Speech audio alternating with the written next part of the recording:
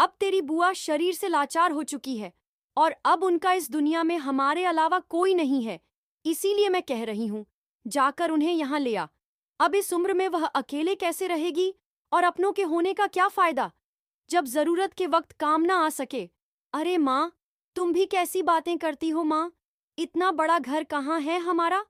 इस छोटे से फ्लैट में आप बुआ को भी अपने साथ रखने के लिए कह रही हो। आप खुद बताओ, कहाँ रहेगी बुआ। एक कमरा हमारा, एक दोनों बच्चों का, और एक छोटा सा कमरा आपका। बताओ क्या एक सदस्य के बढ़ जाने से परेशानी नहीं हो जाएगी। ऊपर से वो बीमार भी है, उनके ऊपर एक आदमी चाहिए। क्या उनका बेटा उन्हें मुंबई नहीं ले जा सकता। अपना बेटा ना हो तो भी समझ में आता है। कुणाल ने तो यह कहकर पल्ला झाड़ लिया कि मेरा फ्लैट तो बहुत छोटा है, मुंबई में वैसे ही जगह की बहुत दिक्कत है। जब बड़ा फ्लैट किराए पर लूंगा तब आपको आकर मैं खुद ले जाऊंगा। अरे ऐसे कैसे, बुआ माँ है उसकी तो जिम्मेदारी तो उसी की बनती है। मैं और अदिति दोनों सुबह जॉब पर चले जाते हैं। आप और अदिति कितनी सुबह से काम में लग जाती हो, तब जाकर समय से काम होता है। आखिर बुआ ने आपको क्या घोलकर पिला रखा है। पापा के न रहने पर भी आपने उनके सम्मान में कभी कोई कमी नहीं छोड़ी। भला इस उम्र में किसकी भाभी अपनी नंद को इतना पूछती है। हम भी तो बस खाते पीते ही लोग हैं। इतनी जिम्मेदारी हम कैसे उठा सकते हैं।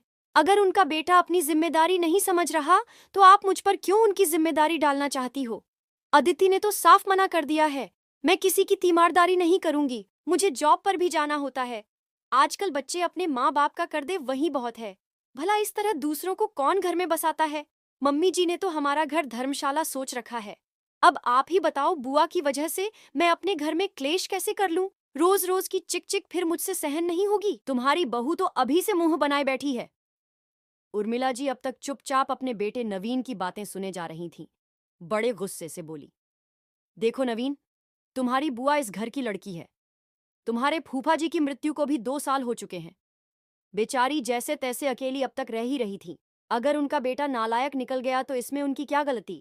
हमारा भी तो उनके प्रति कोई फर्ज है।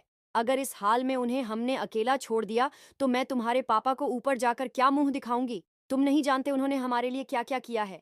अगर तुम उन्हें यहाँ रखना नहीं चाहते तो मैं उनके पास जाकर रह लूंगी, लेकिन उन्हें किसी कीमत पर अकेला नहीं रहने दूंगी। माँ, आपको मेरी कसम, आखिर क्या वजह है जो आप उन पर इतनी जान छिड़कती हो। बचपन से आज तक देखता आ रहा हूं। अदिति भी बहुत हैरान थी अपनी सासू माँ का ऐसा रूप देखकर। जाने क्यों बुआ की वजह से अपने घर में भी दिन रात का क्लेश करने को तैयार है मम्मी जी। उर्मिला जी का फैसला सुनकर उनका बेटा और बहू अपने कमरे में पैर पटकते हुए चले गए। सावित्री जी वहीं अपने कमरे में कुर्सी पर बैठकर बीती बातों में खो गई। आखिर कैसे बताऊं अपने बेटे को, अगर मेरी नंद ना होती तो मेरा घर भी कभी नहीं बसता। शादी के 5 साल बाद तक भी उर्मिला जी के कोई औलाद नहीं हुई उसे। डॉक्टर ने साफ साफ मना कर दिया था कि उर्मिला जी कभी मां नहीं बन सकती। तो उनके सास ससुर अपने बेटे का दूसरा विवाह करने को तैयार हो गए थे। आखिर इकलौता बेटा था उनका। उनके पति ने साफ मना कर दिया, दूसरी शादी करने को, अनाथ आश्रम से बच्चा गोद लेने के लिए कहा। लेकिन उनके माता पिता को किसी और का खून नहीं, अपना ही खून चाहिए था। इसी बात को लेकर घर में तनाव चलता रहता था। इसी बीच में उनसे 2 साल बड़ी उनकी नंद ने अपने पति की रजामंदी से अपने दूसरे बेटे के पैदा होते ही अपना बेटा अपनी भाभी की गोद में अपने माँ बाप से ये कहकर डाल दिया था, माँ, यह तो आपकी बेटी का ही खून है, इसे तो इस परिवार में एक बेटे का दर्जा मिलेगा ना। उर्मिला जी तो अपनी नंद के पैरों में ही गिर पड़ी थी। आखिर कितनी बड़ी अनमोल खुशी जो दी थी, उन्हीं की वजह से उनके घर में औलाद हो गई थी।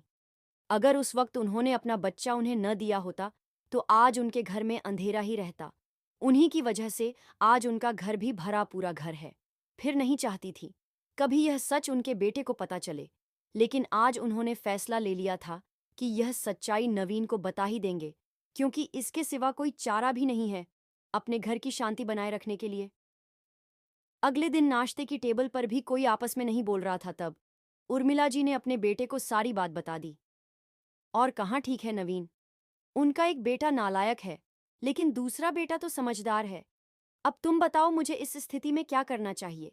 मैं नहीं चाहती थी मेरे बेटे को कभी पता चले कि मैं उसके असली मां नहीं, लेकिन दिल पर पत्थर रख के आज मुझे तुम्हें यह सच्चाई बतानी पड़ी। नवीन की आंखों से तो आंसू बहे जा रहे थे। वह उर्मिला जी की गोद में सर रखकर फफक कर रोने लगा। उर्मिला जी उसके बालों में उंगलियां फिराते हुए बोली, देख बेटा, मैं तो तेरी यशोदा माँ हूँ, देवकी तो तेरी बुआ ही है। उन्होंने जो दौलत मुझे दी है उसके सामने मैं उनके लिए कुछ भी कर लूँ कम ही है। मेरे लिए मेरी नंद भगवान से कम नहीं है। अगले दिन सब लोग जबरदस्ती बुआ को अपने साथ अपने घर ले आए और उन्हें शहर में बड़े डॉक्टर को दिखाया तो उनकी तबीयत में भी सुधार होने लगा था। अब दोनों नंद भाभी इस घर में बड़े प्यार से रह रही है। नवीन अब अपनी बुआ को बुआ माँ कहकर ही बुलाता है। नवीन की पत्नी भी इस सच को स्वीकार कर चुकी है कि बुआ की जिम्मेदारी नहीं, हमें एक माँ के प्रति कर्तव्य निभाना है। अगर दिल में प्यार हो तो छोटा सा घर भी स्वर्ग से सुंदर हो सकता है। जगह दिल में होनी चाहिए, घर में तो अपने आप ही हो जाती है। पाठकों, वीडियो अच्छा लगे तो चैनल को लाइक शेयर सब्सक्राइब करना ना भूले। धन्यवाद।